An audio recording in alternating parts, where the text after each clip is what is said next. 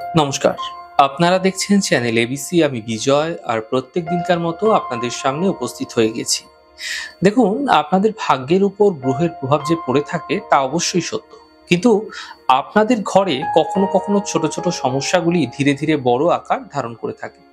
আজকে তাই আলোচনা করব আপনার ঘরে কোন ছোট ছোট বিষয়, যেই বিষয়গুলিতে আপনারা সঠিকভাবে নজর দেন না, যার ফলে আপনাদের জীবনে সমস্যাগুলি বৃদ্ধি পেয়ে থাকে। আর যদি গৃহে ছোট ছোট কোনো সমস্যা থেকেই থাকে, তাহলে সেই সমস্যার সমাধান কিভাবে মিলবে সেই বিষয়গুলি নিয়েও আলোচনা করার চেষ্টা করব। সর্বপ্রথম যে সমস্যা তা হলো আপনার মন সর্বদা উদাস থাকে। বিশেষ করে যখন আপনি ঘরে থাকেন, যদি আপনি গৃহে প্রবেশ করতেই আপনার মন ভীষণ রকম ভাবে অশান্ত হয়ে যায় এবং গৃহে প্রবেশ করতে করতেই মনের মধ্যে একটা চিড়চিড়ে ভাব তৈরি হতে দেখা যায়, কোনো কিছু ভালো লাগে না, এমনটি মোটেই কিন্তু শুভ লক্ষণ নয়, একদমই শুভ লক্ষণ নয়। কখনো কখনো মনে হয় যে ঘরের মধ্যে যেন দম বন্ধ হয়ে আসছে, এমনটি আপনাদের ক্ষেত্রে হতে দেখা যায় অনেক সময়। ঘরের মধ্যে ভালো লাগছে না, যখন আপনি বাইরে থাকেন, ভালো থাকেন, খুশি থাকেন, আনন্দে থাকেন, ঘরে আসতেই সমস্যা হচ্ছে। এর মানে আপনার গৃহে নেগেটিভ ঊর্জা ভীষণভাবে রয়েছে এবং আপনার বৃহস্পতি দুর্বল আছে এবং ঘরের মধ্যে যে শুভত্ব থাকা উচিত তা কম আছে। এরকম ক্ষেত্রে প্রতিদিন সন্ধ্যাকালে পূজার স্থানে ঘিয়ের প্রদীপ অথবা তিলের তেলের প্রদীপ প্রজ্বলন অবশ্যই করুন। পুরো গৃহে গুগুলের ধূপ অথবা সম্ভব হলে লোবানের ধূপ নিয়মিতভাবে জ্বালাতে থাকলে আপনার গৃহে যে নেগেটিভ এনার্জি তা ধীরে ধীরে দূর হতে দেখতে পাবেন এবং আপনার গৃহের স্থিতি ধীরে ধীরে ঠিক হতে দেখতে পাবেন। দেখুন, দ্বিতীয়ত আরেকটি সমস্যা ভীষণভাবে দেখা যায়, যা হলো আপনার গৃহে ইলেকট্রনিক্সের জিনিসপত্র বারবার খারাপ হতে দেখা যায়। কখনো ফ্রিজ খারাপ হচ্ছে, কখনো এসি খারাপ হচ্ছে, কখনো টিভি খারাপ হচ্ছে, বারবার খারাপ হচ্ছে। এই লক্ষণ কোন সংকেতকে বুঝিয়ে থাকে? দেখুন, যদি আপনার গৃহে ইলেকট্রনিক্সের জিনিসপত্র বারবার ধরে খারাপ হচ্ছে, তাহলে আপনাকে বুঝতে হবে আপনার জীবনে রাহু খারাপ হতে চলেছে, যার ফলে রাহুর দুষ্প্রভাব, অশুভ প্রভাব আপনার জীবনে পড়তে শুরু করছে, যার ফলে দুর্ঘটনা, অ্যাক্সিডেন্ট ধীরে ধীরে বৃদ্ধি পেতে আপনি দেখতে পাবেন আপনার জীবনে। সর্বদা কিছু না কিছু লেগেই থাকবে।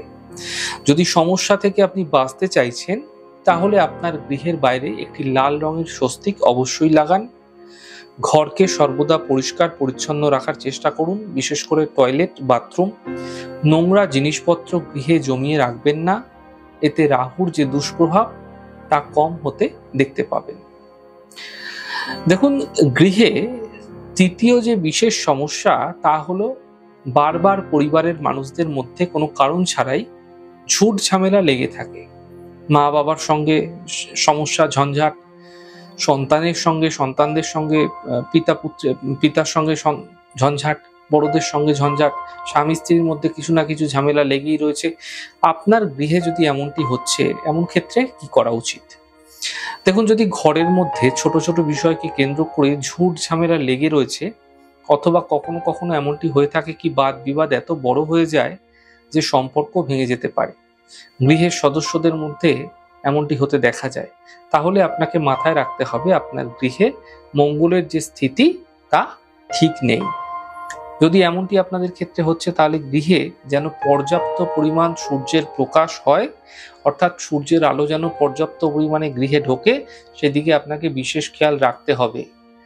শনিবার সন্ধ্যাকালে গৃহে আপনারা সকালের দিকে হলে ভালো হয়, সকলে মিলে কি করবেন, সুন্দরকাণ্ড রামায়ণের পাঠ করুন। যদি একান্তই শনিবার সকালে হচ্ছে না, তাহলে সন্ধ্যাকালে করতে পারেন, সকলে মিলে করবেন গৃহের যারা রয়েছেন। যদি একান্ত দেখা যাচ্ছে আপনার বাড়িতে 10 জন রয়েছে, সবাই করছে না, তো 5 জন আছে, 5 জনই করুন। এমনটি করে যেতে পারলে গৃহের মধ্যে যে অশুভ মঙ্গলের কারণে যে অশান্ত পরিবেশ তৈরি হয়েছে তা ধীরে ধীরে সমাপ্ত হতে আপনারা দেখতে পাবেন। দেখুন, কখনো কখনো গৃহে এমনটি হয়ে থাকে যে বাচ্চা কোনো কারণ ছাড়াই কাঁদতে থাকে। অনেক সময় দেখবেন আপনার আপনার মানে বুঝে কোনো বাচ্চা, মানে আপনার সামনে কোনো বাচ্চা খেলাধুলো করছে, খুশি রয়েছে, হঠাৎ করে কাঁদতে শুরু করে দিল, অথবা রাত্রেবেলা ঘুমের ঘোরে আচমকা উঠে পড়ছে, চমকে উঠছে, কান্নাকাটি করতে থাকছে, অথবা বাচ্চা দেখবেন গৃহের মধ্যে কোনো উপদ্রব করে চলেছে, অতিরিক্ত চেঁচামেচি করছে। দেখুন, ছোট বাচ্চারা কম বেশি দুষ্টুমি করেই থাকে, কিন্তু অতিরিক্ত উপদ্রব করছে, চেঁচামেচি করছে, এর মানে গৃহে চন্দ্রের যে স্থিতি তা কিন্তু ঠিক নেই। এরকম সময়কালে আপনারা ঘর যখন মুছছেন, তখন সুগন্ধি কোনো দ্রব্যাদি জলে দিয়ে ঘর মুছতে পারেন। এখন বিভিন্ন ধরনের দ্রব্যাদি পাওয়া যায়, সেই সুগন্ধি কোন দ্রব্যাদি, ফিনাইল, এগুলো দিয়ে আপনারা ঘর মুছতে পারেন। ঘরে সর্বদা তাজা ফুলের সুগন্ধি আপনারা রাখতে পারেন, অর্থাৎ রিয়েল যে ফুল আছে, তাজা ফুল, তাজা গোলাপ হতে পারে, রজনীগন্ধা হতে পারে, রিয়েল ফুলের আপনারা সৌরভ গন্ধ কিন্তু আপনারা সুগন্ধি আপনারা গৃহে রাখতে পারেন। তবে মাথায় রাখতে হবে, শুকিয়ে যাওয়ার পূর্বে তা পরিবর্তন অবশ্যই করবেন, কারণ শুকনো ফুল কিন্তু গৃহে রাখা ভালো নয়। এবং যেন গৃহে সূর্যের আলো পর্যাপ্ত পরিমাণে আসে তার ব্যবস্থা অবশ্যই করতে হবে আপনাকে। যদি আপনারা এমনটি করছেন, এতে চন্দ্রের খারাপ স্থিতি ধীরে ধীরে ঠিক হতে দেখা যাবে। দেখুন, যদি আপনার গৃহে কেউ না কেউ সর্বদাই অসুস্থ থাকছেন, কখনো বাবা শারীরিক সমস্যায় ভুগছে, কখনো মা, কখনো আপনি নিজে ভুগছেন, পরিবারের কোনো না কোনো ব্যক্তি শারীরিক সমস্যায় ভুগছেন, কেন হচ্ছে এমনটি? দেখবেন, ঘরে যে অর্থ উপার্জন হচ্ছে, ঘরে যে আয় হচ্ছে, তার বেশিরভাগটাই শারীরিক খাতে কিন্তু ব্যয় হচ্ছে। তাহলে জেনে রাখুন, আপনার গৃহে সূর্যের যে প্রভাব তা দুর্বল আছে। এরকম সময়কালে প্রত্যেকদিন সকালবেলা 108 বার বলে বলে 108 বার করে বলে বলে মুখে আওয়াজ করে গায়ত্রী মন্ত্রের পাঠ অবশ্যই করুন। সকাল এবং সন্ধ্যাকালে দেবদেবীর উপাসনার পর ভোজন গ্রহণ করুন এবং পর্যাপ্ত পরিমাণে যেন সূর্যের প্রকাশ গৃহে আসে সেদিকে অবশ্যই লক্ষ্য রাখুন। যদি আপনারা এমনটি ক্রমাগত করে যাচ্ছেন, এতে আপনার গৃহে সূর্যের যে অশুভ প্রভাব তা সমাপ্ত হতে দেখতে পাবেন। দেখুন, কখনো কখনো কিছু গৃহে এমনটি হয়ে থাকে, ঘর থেকে হঠাৎ পয়সা উধাও, পয়সা গায়েব, অথবা পয়সা, টাকা এগুলো হারিয়ে যায়, অথবা টাকা পয়সা চুরি হয়ে যাচ্ছে। কেন এমনটি হয়? দেখুন, যদি আপনার অর্থ ঘর থেকে হঠাৎ করে গায়েব হয়ে যাচ্ছে, আপনার অর্থ হারিয়ে যাচ্ছে, চুরি হয়ে যাচ্ছে, অর্থাৎ অর্থের যে কোনোভাবেই হোক হানি হচ্ছে, বারবার ধরে হচ্ছে, তাহলে বুঝতে হবে শনির যে দুষ্প্রভাব তা আপনার গৃহে বৃদ্ধি পাচ্ছে এবং শনির যে স্থিতি তা ঠিক নেই আপনার গৃহে। এরকম সময়কালে গৃহে তুলসী বৃক্ষের নিচে প্রত্যেক দিন ঘিয়ের প্রদীপ প্রজ্বলন করুন। তুলসী বৃক্ষকে আপনার গৃহের উত্তর পূর্ব অর্থাৎ ঈশান কোণায় রাখুন। প্রতিদিন সন্ধ্যাকালে তুলসী বৃক্ষে আপনারা এই প্রক্রিয়া করবেন, অর্থাৎ প্রদীপ জ্বালাবেন। তুলসী বৃক্ষ যদি না থাকছে, তাহলে কি করবেন? যে কোনো একটা শুভ দিন দেখে তুলসী বৃক্ষ গৃহে রোপণ করুন বা একটা টবে রোপণ করুন, যারা ফ্ল্যাটে থাকেন, এবং তার নিচে আপনার একটা করে প্রদীপ জ্বালান, ঘিয়ের প্রদীপ।